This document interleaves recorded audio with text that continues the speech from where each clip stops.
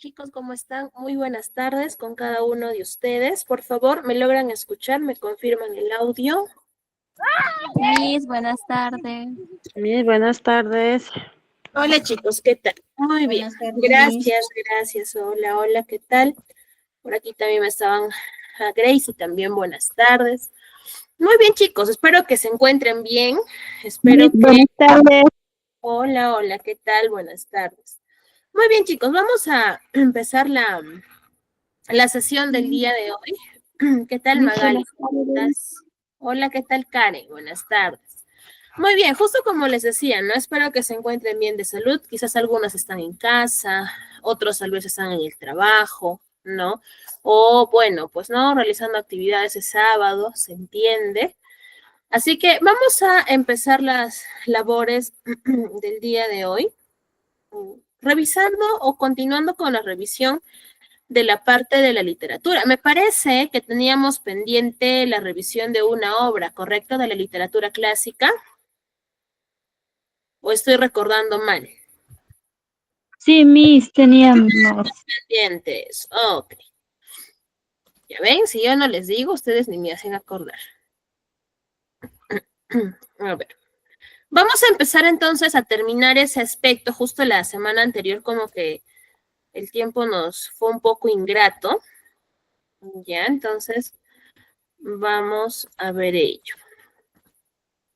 A ver. Vamos a revisar eso. Ok. A modo de tal vez recordar lo que habíamos estado trabajando, la semana anterior habíamos estado revisando ya un poquito de lo que era, pues, ¿no? La literatura clásica en sí. Habíamos estado reconociendo, nombrando en este caso algunas de sus características y demás. En este sentido, ya habíamos revisado dos obras bastante conocidas, que eran, ¿cuáles eran? ¿Recuerdan? La Odisea, Miss. La Odisea, correcto, eso es uno, y el otro era la Ilíada. Ilíada. Ilíada. Muy bien, chicos. Muy bien. Justo quedaba, incluso les dije, ¿no? Queda un tema pendiente, o una obra pendiente también de esa literatura, que se enmarca dentro del teatro griego. Ya es una obra bastante conocida, que es la famosa obra, y ahorita la vamos a trabajar, y ahorita la vamos a nombrar. Ah, ¿qué tal, Linda? Buenas tardes. Ya, para los que recién están ingresando, tal vez se han reincorporado, mencionarles lo mismo que ya sus compañeros saben, ¿no? Si por ahí ingresan con un usuario diferente, me avisan. Y si no pueden activar los audios, tal vez para participar, pueden escribir al chat de la reunión. Igualmente lo voy a estar leyendo. Ya, entonces, para tener en cuenta eso. No se preocupen, ya justo qué suerte, porque aún nos falta revisar una obra también igual de importante, entonces vamos bien. La pregunta aquí es la siguiente, ¿no?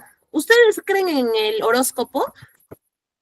¿Creen o no creen en esas cosas? Tal vez, no sé, constantemente ven lo que sacan en el periódico, me parece que tiene una sección de horóscopos, o en las mismas redes sociales también hay tarotistas, ¿no? En fin, incluso en nuestras mismas zonas, localidades, hay personas que bueno, pues no, vamos a decirlo así, se ganan la vida realizando este tipo de trabajos. Ya acá tengo, unos me dicen que sí, otros me dicen que no. Ya, muy bien. Cada uno de ustedes sabe qué signo es, ¿correcto? Entonces, y por lo tanto, algunos que, bueno, creen y otros que más o menos y otros que no. Otros por incluso no haya, son 12 signos zodiacales, me parece, entonces de cada signo sacan una cualidad. Allá los que son de ese signo son así, ¿no? Los que son de otro signo son asá. Entonces, como que empezamos a clasificar las características que corresponden dentro de a cada signo. Entonces, yo les pregunto algo a los que creen en el tarot, en los que creen en lo que te da o te dice tu horóscopo. Ustedes se sienten tranquilos y tranquilas. Tal vez por ahí después de leer lo que en teoría les depara en la semana, en el mes o en el día lo que han leído, les queda un buen sabor de boca, les deja con tranquilidad o les genera tal vez algún tipo de ansiedad, de temor, tal vez por ahí. Ya. A ver, vamos a revisar aquí. Aldegunda me dice, mi signo es Libra. Linda me dice, es dudable, Miss, porque hay veces que menciona lo contrario. Ya, pero yo supongamos agarré mi horóscopo y leí por ahí, no sé, ten cuidado el día de hoy porque probablemente pase algo imprevisto, supongamos, ¿no? Cuida tu salud hoy porque puede que pase algo. Yo les pregunto, ¿ustedes leen algo parecido en sus signos zodiacales, etcétera? ¿Y ustedes se quedan tranquilos? ¿Están tranquilos después de leer lo que supuestamente o en teoría menciona en esa lectura? ¿Se sienten tranquilos? No, es un ejemplo, ¿no? Tal vez pueda haber otros temas también dentro de. ¿Genera tranquilidad? ¿Qué opina? Te deja con angustia, me dice Jacqueline. Ya, correcto. Miren, algo parecido, y ustedes me dirán, profesora, ¿y esto qué tiene que ver? ¿No? Tiene que ver porque ustedes saben o ustedes qué creen, y acá entra en discusión un tema bastante controversial, creo yo, y siempre cuando se conversa con colegas, con familia, amigos, decimos, no, el destino está escrito o nosotros escribimos nuestro destino. ¿Qué opinan ustedes con relación a eso? Yo opino que nosotros escribimos nuestro destino, ¿Por qué, María Elena? porque nosotros tenemos decisiones que tomar, o sea, somos libres de tomar las decisiones que podamos tomar. Ya, para Elena, nosotros somos los únicos responsables de escribir nuestro destino. Muy bien, gracias, María Elena. ¿Alguien más, tal vez? Karen me dice nosotros.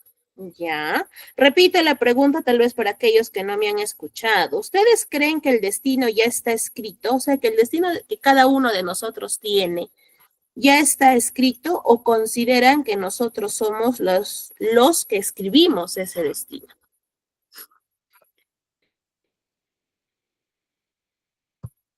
Sin temor, chicos, creo que la semana anterior les mencioné, el salón es una tribuna abierta a escucharlos, a escucharnos también, ¿no? Y por ahí, si es que, profesora, si opina diferente, ¿hay problemas? No, es tu opinión, no tiene por qué haber problemas.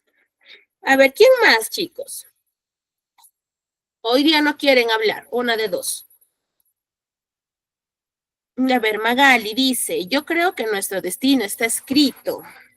Ya, para Magali el destino está escrito. Ya. Bueno, a ver, Miguel Ángel me dice, nosotros mismos hacemos nuestro destino, dice Miguel Ángel. Ya, también es válido, por supuesto. Ya. Por múltiples motivos, probablemente tenemos una percepción en cuanto a ello, ¿no? Ojo, eso no significa que María Elena esté en el error y Ángeles, o esté en el error Ángel, o alguien esté en lo correcto o en lo incorrecto. No hay problema.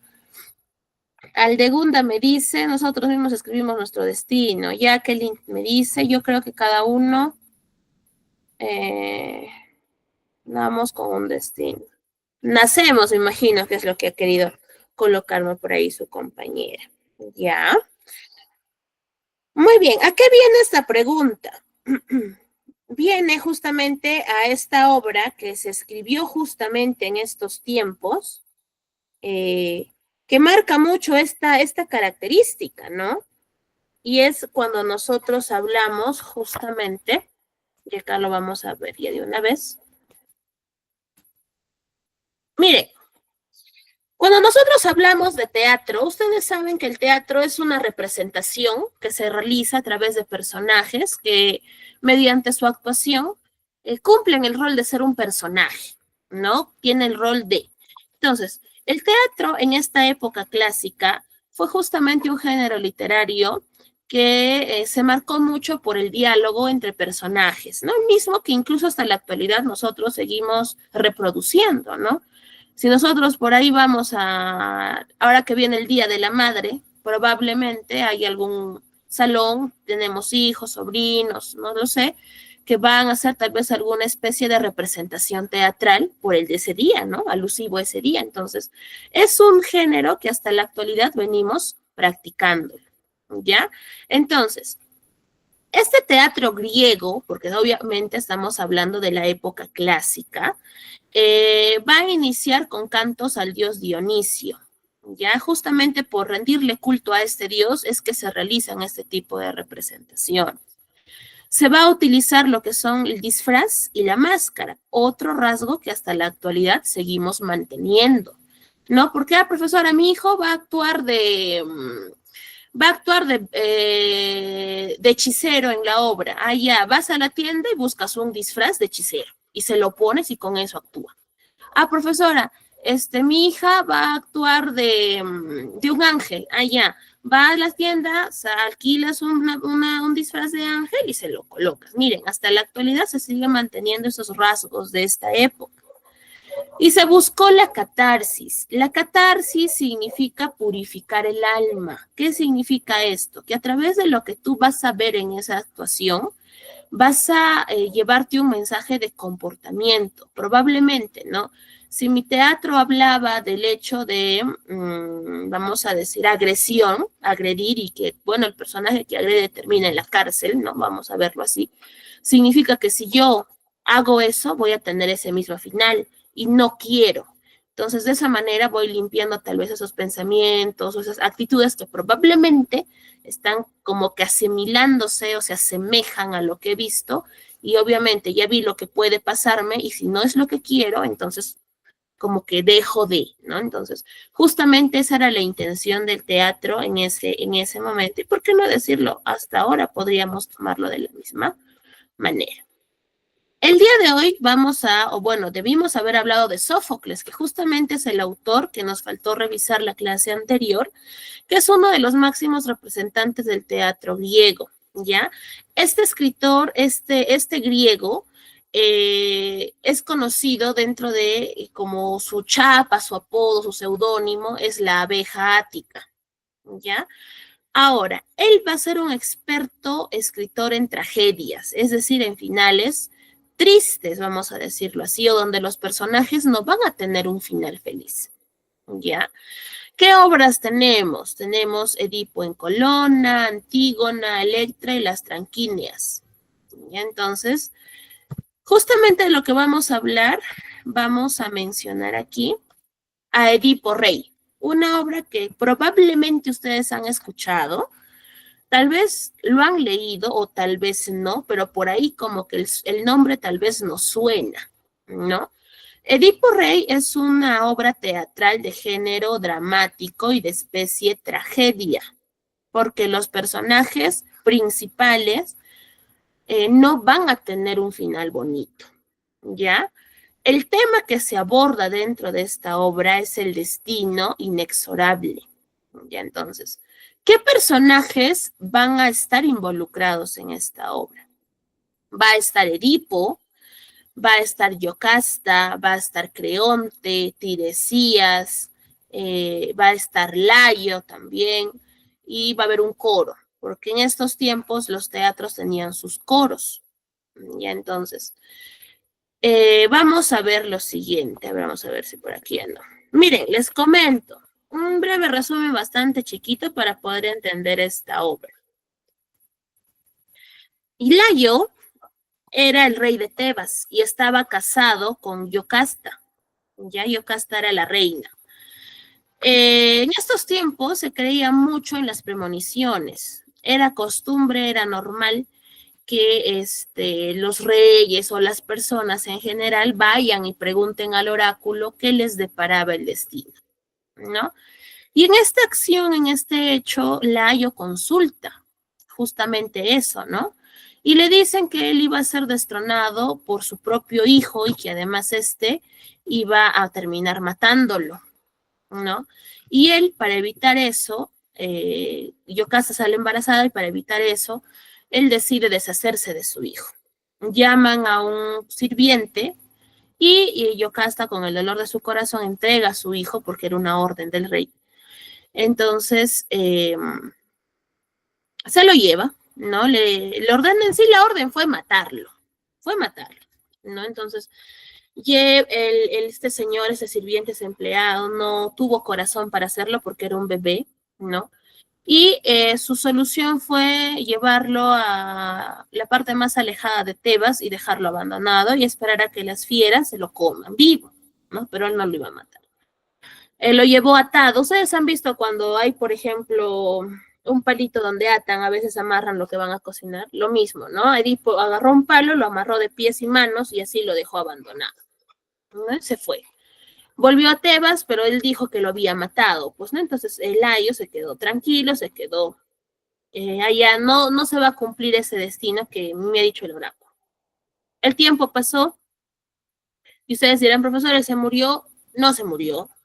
Había un pastor justo en esa zona que lo encontró y este pastor era sirviente y mensajero de Corinto, ¿no? Y llevó, este bebé lo llevó a los reyes de este lugar porque estos no podían tener hijos. ¿Por qué le pusieron el nombre de Edipo? Porque significa el de los pies hinchados, ¿no? Y justamente fue en ese estado en el que lo encontró con sus piecitos hinchados. Entonces, por eso le pusieron ese nombre. Edipo creció, los años pasaron lógicamente. Edipo va a consultar al oráculo su destino y le dice que él iba a matar a su padre y se iba a casar con su madre, ¿no? Ojo, Edipo no sabía su origen. Él pensaba que Pólibo y Mérope, que eran los reyes de Corinto, eran sus padres biológicos. Entonces, Edipo, al escuchar esta premonición, huye de Corinto y se va.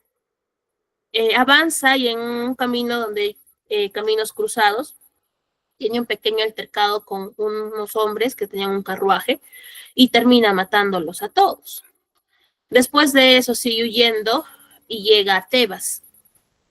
Entonces ahí se entera que en efecto, Tebas, se llega a la noticia de que el rey había sido asesinado por unos asaltantes, eso fue lo que dijeron, y que pues ahora ellos no tenían gobernante, ¿no? La condición o la regla que dieron fue el hecho de que el que mataba a la esfinge se casaba con la reina y podía gobernar Tebas. Así que Edipo enfrentó esto. Ojo, si tú no respondías de manera correcta el acertijo de la esfinge, ella te mataba y te comía, ¿no? Ese era el riesgo. Muchos lo habían intentado, nadie lo había logrado. Edipo va y se presenta ante esta esfinge. La esfinge era una especie de bestia, ¿no? Tenía muchas formas. Entonces, se le hace la pregunta, ¿no? Le dice, ¿qué es eso que cuando amanece tiene 4 patas, cuando cae el sol o cuando es de tarde camina en dos, perdón, y cuando es de noche camina en 3? No, ese fue el acertijo que esta esfinge le dio. Repito, ¿qué es eso que por la mañana camina en 4 patas, por la tarde en 2 y por la noche en 3? ¿No? Edipo, por ahí, si es que alguien sabe la respuesta, me la puede ir dando, también no hay problema, o a ver qué pensarían ustedes. Al final, tal vez si es que no llegamos a una respuesta, se las doy. Edipo le da la respuesta correcta, mata a la esfinge, se casa con Yocasta, tienen vida marital, llegan a tener hijos, llegan a tener hijas, pero en este momento en Tebas asola una peste. Esa peste empieza a marchitar el alimento, los animales empiezan a morir y nadie sabe el motivo ni la razón. ¿Qué pasa entonces? Edipo manda a Creonte, su cuñado, a poder consultar con el oráculo a qué se debe, ¿no? Entonces, Creonte al vuelve con un adivino que es Tiresias, ¿no? Es una persona que es ciega, que es en sí el sacerdote de Apolo. Recuerden que Apolo es el dios de la predestinación, ya lo habíamos mencionado en la clase anterior. Vuelve y bueno, pues no, Tiresias le dice que el pueblo va a seguir sufriendo hasta que no encuentren al asesino de Layo y lo boten o lo maten, ¿no? Y justamente Edipo da una orden, ¿no?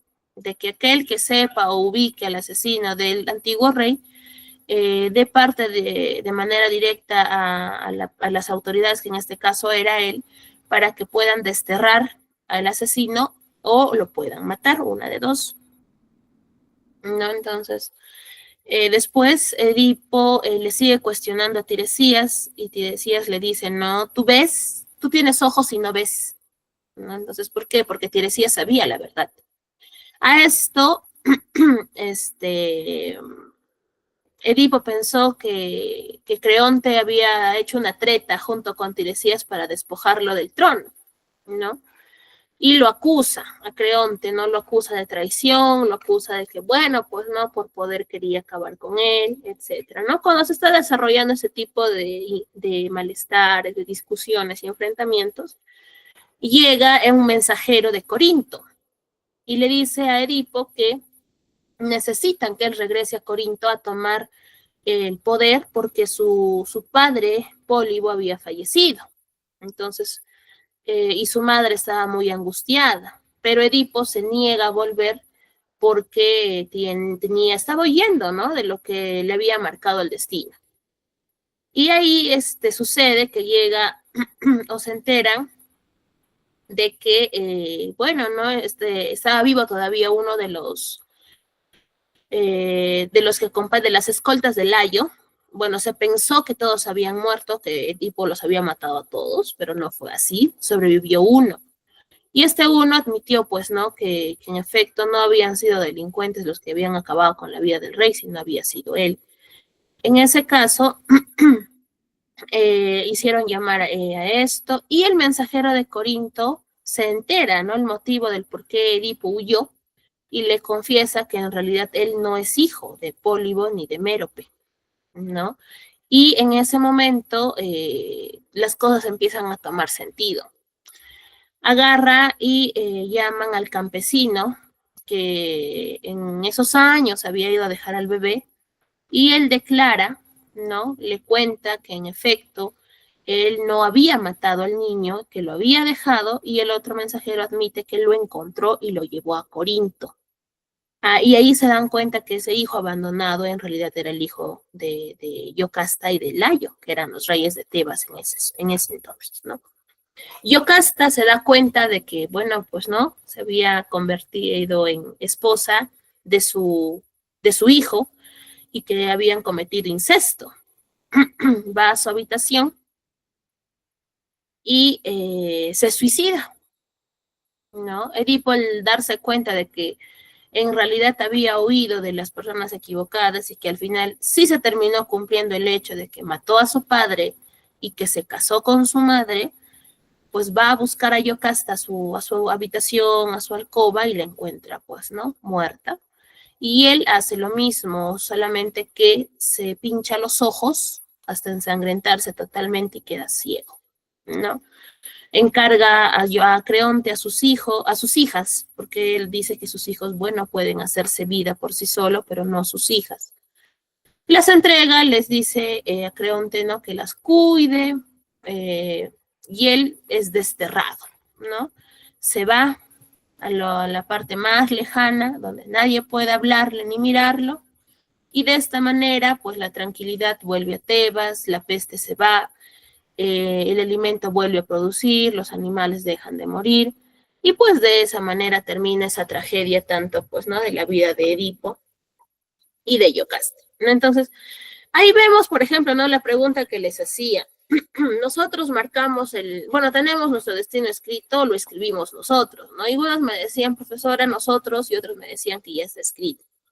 Bueno, ¿no? En esta época, en la concepción clásica, en realidad el destino ya estaba escrito, ¿no? Era como que si Apolo o uno de sus sacerdotes o de sus oráculos se decía, ¿sabes qué? Tú estás destinado para terminar, vamos a decir, abandonado en las ruinas de no sé dónde, y así tú hagas lo que hagas, vayas a donde vayas, te escapes a donde te escapes, tu destino te va a terminar alcanzando, ¿no? Entonces, esta es la obra que nos faltaba revisar la clase anterior, ¿no? Que corresponde, repito, a la literatura clásica, ¿no? Una literatura que sirve también porque para que me puedan entender la siguiente literatura que vamos a ver hoy día, la literatura inicial, ¿no? Aquí se da los primeros pasos para lo que sería la construcción de este arte que hasta la actualidad se sigue desarrollando, con características diferentes, por supuesto, pero que siguen marcando hechos, siguen marcando cultura, ¿no? Esta literatura está basada en la presencia de dioses, está basada o se centra en el hombre, ¿no? Tiene una intención de enseñarte, a educarte, ¿no? Entonces, hasta aquí es lo que teníamos pendiente en este caso, en cuanto a la literatura clásica, ¿ya? Bien, ahora sí. ¿Dudas aquí, por favor? ¿Preguntas, dudas, consultas? ¿Ninguna? ¿Ninguna? Hablen, chicos. ¿Alguien tiene la respuesta a lo que les había comentado? ¿A cuál era la respuesta de la esfinge?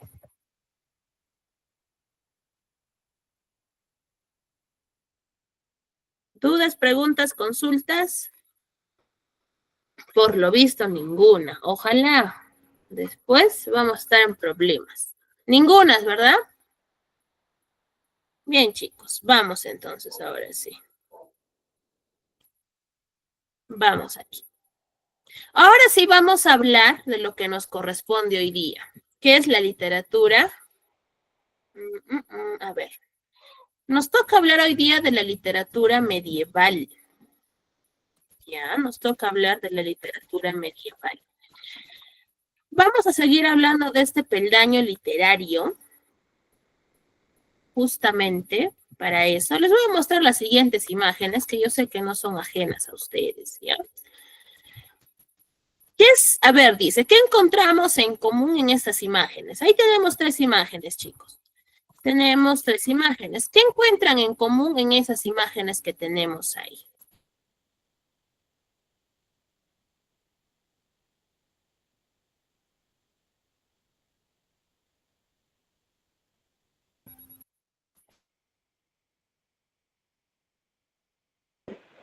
En las 3 imágenes lo común sería la furia, La el furia. enojo. ¿Ah? ¿En qué parte? Bueno, les pregunto, ¿alguna vez ustedes han escuchado hablar de gigantes, de dragones y de caballeros? Sí, profesor. ¿En dónde? ¿En qué casos? Por ejemplo.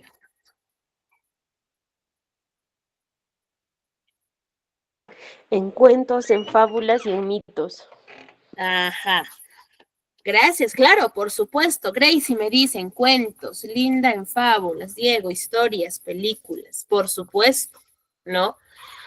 Todos en algún momento hemos escuchado hablar de gigantes, hemos escuchado hablar de dragones, ¿no? Pero también hemos escuchado hablar de los caballeros, que en la mayoría de casos son los que salvan, ¿no? Salvan, ¿a quiénes salvan los caballeros, por ejemplo? A ver, en las historias que ustedes han escuchado, en las historias que ustedes han oído.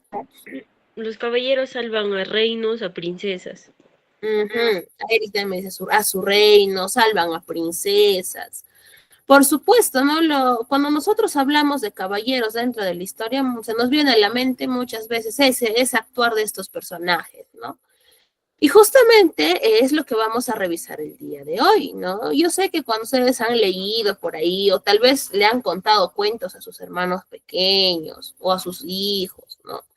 O ellos vienen y les cuentan lo que en su colegio les cuentan, ¿no? Hey, mamá, o mira, hoy me han contado que un gigante apareció y que un dragón también, y etcétera, ¿no? Porque siempre los malos son los dragones, ¿no? Los gigantes, ¿no? Los buenos, los caballeros. Entonces, y pasa, ¿no? Lo mismo sucede y vamos a remontarnos a esta época, ¿no? Vamos al segundo escalón. Ya habíamos visto el primer peldaño, que era la literatura clásica.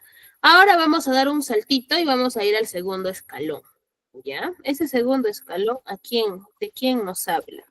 Muy bien. Vamos a hablar de la Edad Media. Ya nosotros cuando hablamos de literatura medieval vamos a entender que vamos a tener en este caso una manifestación cultural ya que se va a desarrollar tras la caída del Imperio Romano. ¿Se acuerdan que habíamos estado revisando ya un poquito de la Ilíada y de la Odisea? Bien, entonces, ya vimos esa guerra, vimos cómo terminó y por ahí se empieza el deterioro. Ustedes saben que todo reino llega a un momento en el que empieza a caer. Y muchas veces cae justamente porque los líderes o las cabezas empiezan a tener fallas, ¿no? No empiezan a cometer actos que definitivamente ayudan a que haya una propia destrucción, vamos a decir, de su propio reino. Entonces, aquí pasa eso. Paolo, la Edad Media o el Medioevo es el periodo histórico de la civilización occidental comprendido entre los siglos V y XV. Ya, vamos viendo entonces por ahí, ¿no? Entonces, vamos a tomar lo que nos dice Eric, ¿no? Esta literatura medieval justamente va a encontrar su origen en este apogeo, o va a tener apogeo tras la caída del Imperio Romano, ¿ya? Va a primar mucho la presencia de la Iglesia Católica, muchísimo, ¿no? En este periodo, en esta época se marca mucho eso. Entonces, esta literatura se va a dividir en 3 edades, ¿no? La edad baja, la edad media y la edad alta, ¿ya? O el prerrenacimiento, también algunos lo conocen a esta última edad. Dentro de la edad baja o edad, vamos a encontrar lo que sería características muy marcadas, porque pese a que pertenecen a una misma literatura, desarrollan aspectos diferentes, ¿ya? Entonces vamos a verlas en orden en todo caso. Vamos con la alta edad media. Alta edad media. Dentro de esta alta edad media vamos a encontrar un rasgo muy marcado que es el teocentrismo. Teo viene de teología y teología saben que se refiere a Dios. Y centrismo se refieren al centro mismo, ¿no? Entonces, en la alta edad media se van a centrar mucho en Dios, en hablar mucho de Dios, se van a centrar mucho en ese afán de, ¿no? Y va a predominar mucho lo que es el uso del latín, que es una lengua romance, ¿correcto? Y lógicamente vamos a ver simbolismos que se van a enmarcar o relacionar dentro de. Ahora, dentro del medioevo, ¿ya? O alta, en este caso va a haber ya un nacionalismo, es decir, vamos a hablar de héroes, vamos a hablar de personajes que van a defender o van a tener mucho amor a su patria, y se va a ver marcado muchísimo eso, ¿ya? Y dentro de la baja edad media, vamos a encontrar ya unas ideas un poco más relacionadas a la parte humanista.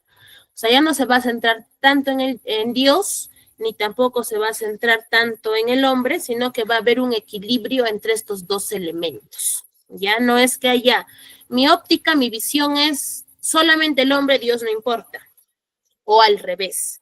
No, en esa última edad ya prácticamente se trata de ver un 50-50. ¿No? Se trata de enfocar en ambos aspectos para que se pueda dar la construcción de la misma. Entonces, para ir entendiendo eso de esa manera. Entonces, nosotros nos vamos a centrar en la edad media como tal y vamos a marcar que dentro de, porque recuerden, y les había mencionado la semana anterior también me parece, y si no es así ahora lo menciono, revisar literatura es revisar historia también, ¿no? Porque hay muchos aspectos del desarrollo social que involucran influencian en este caso a las construcciones de las artes diversas que se desarrollan. Entonces, la Edad Media va a tener como influencia la guerra de las cruzadas y también lo que sería un gobierno feudal y también la presencia por ahí de la burguesía, ¿no? ¿Qué características se van a marcar dentro de esta? Para empezar, va a ser un género épico, así parecido, ¿no? Lo podríamos asociar a cuando hablábamos de la Ilíada y la Odisea, ¿no? Va a ser épico y van a primar los cantares de gesta. Entonces, vamos a ver esto, ¿no? Ya habíamos mencionado en la clase anterior que había muchas cosas, ¿ya? Habíamos mencionado que justamente en estos tiempos no eran cantadas las cosas, ¿no? Entonces lo mismo sucede aquí. se va a ver marcado lo mismo, ¿no? Que va a haber cantos en este caso que van a estar relacionados a esto. Estos cantos van a ser los que tenemos en pantalla. No vamos a tener los cantos de los nivelungos y el cantar de Roldán. ¿Qué me dice Eric? En la Edad Media se dio epidemias, guerras, cambios sociales y económicos y el surgimiento de la burguesía. Por supuesto, ¿no? Justamente el ámbito político es un tema bastante, en realidad es un aspecto que ha influenciado a la mayoría de las artes, no tan solo en la época medieval, sino también cuando vamos a ir revisando o van a ir revisando las diferentes literaturas que siguen después se van a dar cuenta que justamente esta política ha sido uno de los factores principales por los que justamente se ha visto involucrado el hecho de querer buscar cambios, ¿no? Entonces, vamos a ir revisando eso a continuación, ya seguramente se va a dar en este caso, la situación. A ver, vamos a revisar el día de hoy el cantar del mío Cid, ¿no? Justamente aquí hay algo, ¿no? Justo lo que les decía.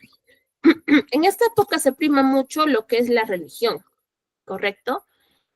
Y es justamente por esa presión que muchas de las obras que se desarrollan en estos tiempos no tienen un autor conocido como tal. Es decir, yo escribí una obra y, por ejemplo, ¿no?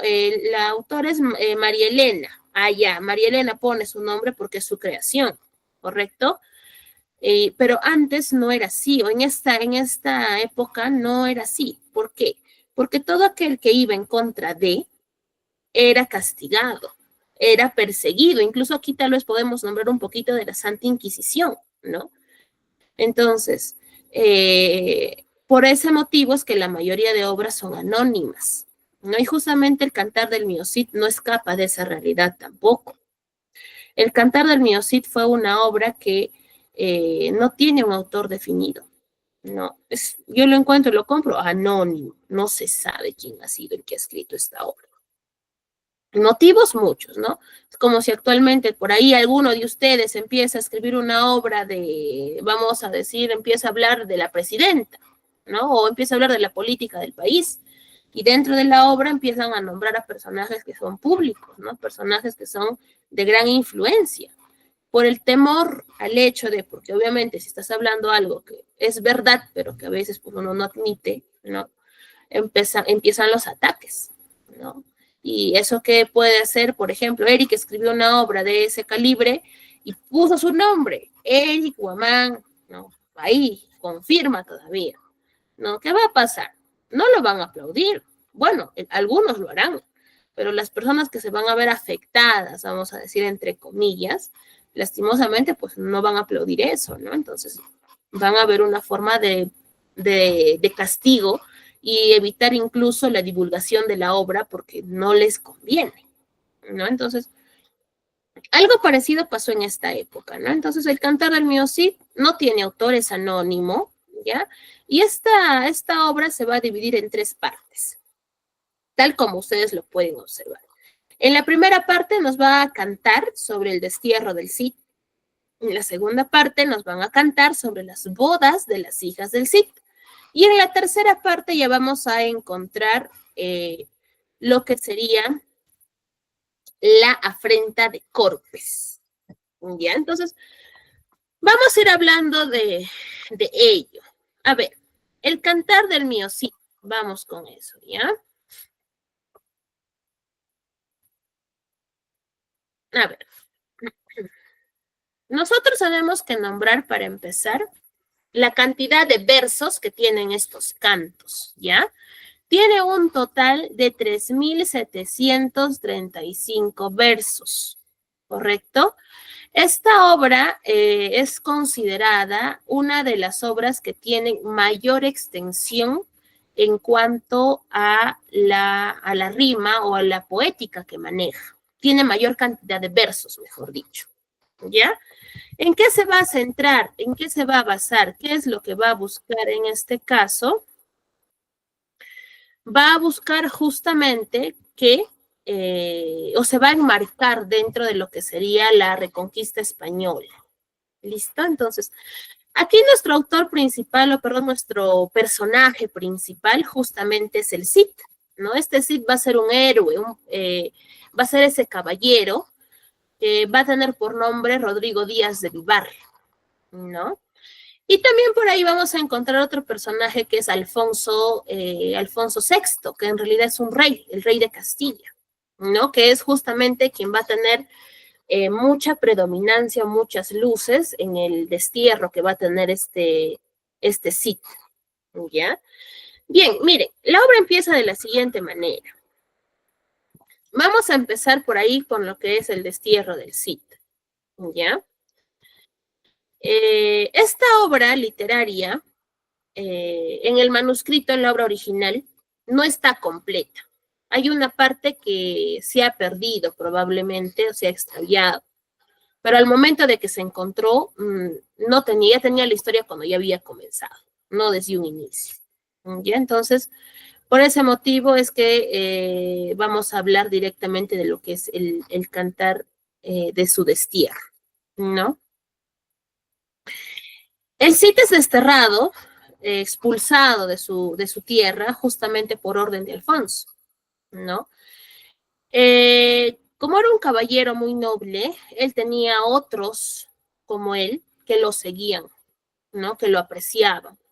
Entre estos destaca Minaya Álvar Fáñez, que es su primo hermano, ¿no? Entonces, estos se dirigen a otro lugar que es Burgos, pero lógicamente en este accionar de dejar su tierra natal, pues el Cid se va triste, ¿no? Y ahí vamos a ver un ejemplo de que, bueno, pues no, es como si yo a ustedes o la presidenta viene y le dice, ¿y sabes qué? Te vas, ya no puedes estar en el Perú y dejas en el Perú a tu familia, ¿no? No te vas a ir feliz y contento y saltando en un pie. Lógicamente ahí también vemos ya esa parte humana, ¿ya? Entonces, cuando el Cid llega a Burgos, nadie lo quiere hospedar, ¿no? Nadie lo recibe, nadie le quiere dar un techo, ¿no? Y una niña le informa de que el rey ha ordenado de que efectivamente nadie le pueda dar el techo, ni a él ni a los que lo acompañan, ¿no? Entonces, por ese motivo, el Cid y sus hombres van a decidir acampar afuera de la ciudad. Y aquí va a tener un amigo más dentro de todos los grupos, de las personas que lo acompañan, que se llama Martín. Este le va a advertir, ya no hace caso a lo que dicta el rey y decide más bien apoyar al Cid, ¿no? Le da bienes para que pueda, pues, no subsistir este caballero. Entonces, piensan cómo podrían ellos cambiar la situación y deciden construir 2 arcas llenas de arena y se las van a entregar a unos judíos que se llaman Raquel y Vidas, ¿no? Y les van a pedir que lo encarguen. Ustedes se preguntarán, ¿a cambio de qué? ¿No? Este sitio es muy hábil, ¿no? Y justamente les hace creer a estos judíos que estas arcas estaban llenas de oro. Y que justamente ahí van a hacer como un cambio, ¿no? Yo te encargo mis arcas de oro, pero a cambio quiero que me entregues 600 marcos, porque es el dinero que se manejaba en esa época, y yo te lo voy a devolver, pero guárdamelo durante todo un año, pero ojo, no abras estas arcas, porque ahí se rompe el trato, ¿no? Entonces, le entregan, hacen el cambio, estos judíos aceptan ambiciosamente estas arcas pensando que están de oro y les entregan el dinero que estos habían pedido, ¿no? Una vez que sí tenía ya el dinero solicitado, se dirige a Cardeña para que ella pueda despedirse pues de su esposa, de su familia en realidad, ¿no? Pero ahí promete, les hace el juramento de que él iba a regresar, ¿no? A su esposa y a sus hijas les promete que él iba a volver y que también iba a volver para que él las pueda casar, ¿no? Entonces, después de despedirse, el Cid se va, ¿no? En la última noche, que aún permanecía en este lugar, a este Cid se le aparece el arcángel San Gabriel, ¿no? Y le asegura de que él está muy bien cuidado y que Dios no lo iba a abandonar, al contrario, ¿no? Que lo protegía. Entonces, al día siguiente, este Cid ordena, ¿no? Que acampen y que cabalguen. Acampaban por la mañana y cabalgaban por la noche. Esa era su rutina, para que no sean descubiertos. En estos viajes o en esas acciones, el Cid y sus 100 hombres atacan al Castejón y Minaya con 200 hombres y al final, pues no, terminan ganando. Tiene ahí una primera victoria el Cid.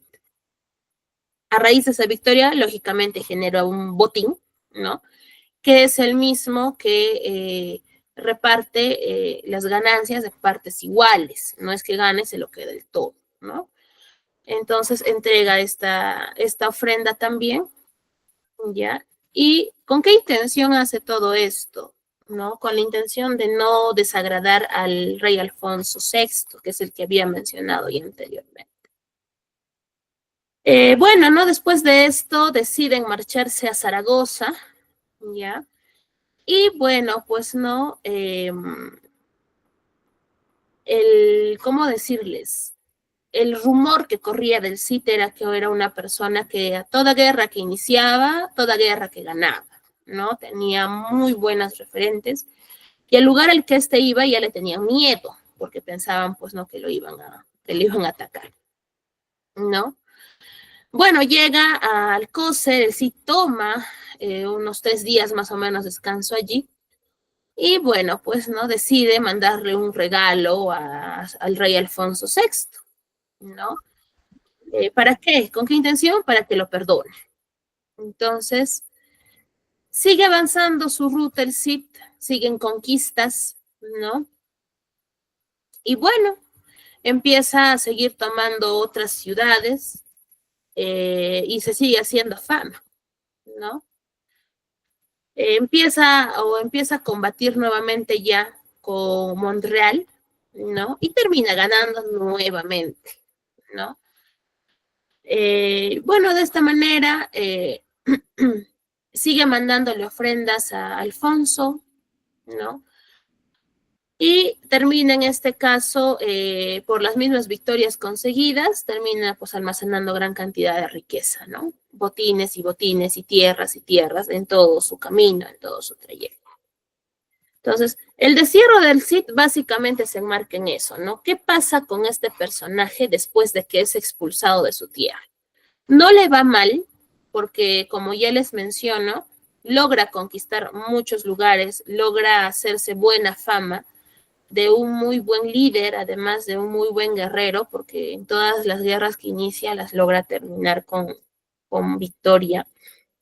Entonces, mal no le va. Y dentro de esas guerras o conquistas que hace, siempre guarda riquezas, las divide, bueno, las que corresponden entre todos, pero también guarda riquezas para que pueda servirle esto de perdón, vamos a decirlo así, y a su rey, que es Alfonso VI, para que lo perdone y pueda volver a su lugar natal, ¿no? Entonces, esa primera parte nos habla de eso. En la segunda parte, que ya nos habla del cantar de las bodas de las hijas del Cid, justamente ya empiezan aquí a hablarnos un poco más de esto, ¿no? ¿Cómo es que sucede de esta manera, ¿no?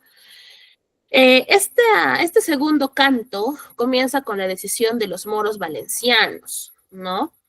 De poder, en este caso, cercar al Cid, ¿no? Entonces, este héroe que estamos hablando va a reunir a sus tropas y va a lograr huir de Valencia, ¿no? Entonces, el Cid coloca su enseñanza en Valencia y, bueno, pues no, él había conquistado toda la región en menos de 3 años, imagínense, ¿ya? Entonces el rey le pide, el Cid le pide al rey sacar a sus hijas y a su esposa de Castilla, ¿no? Entonces el rey le acepta, accede a su pedido, ¿no? En este caso tenemos ahí un personaje, ustedes saben que siempre hay el malo, ¿no? En este caso García Ordóñez es ese personaje, ¿no? Quien ve y observa, porque fue a causa de él el destierro en este caso, del Cid, ¿no? Observa que otra vez el Cid se está ganando el favor del rey, ¿no? Y él no quería eso, ¿no? Entonces, bueno, el rey le permite al Cid, ¿no?, enviar a sus hijas y a su esposa, y tras la llegada de estas a Valencia, el Cid va a descubrir que el rey de Marruecos quería recuperar la ciudad, no vamos a decir que era una trampa. Entonces empieza ahí a haber una guerra nuevamente. Y de los 50.000 moros que fueron enviados, solamente sobreviven un centenar, dice, ¿no? Ganan, nuevamente el Cid gana, y ese botín que se obtiene de esa victoria se las envía en este caso al rey Alfonso VI, ¿no? Se lo manda todo. Entonces, los mensajeros que envían ese mensaje son bien recibidos, el rey va a perdonar al Cid, y de esa manera el Cid comunica a los infantes de Carrión que pueden casarse con Elvira y Sol, que son las hijas del Cid, ¿no?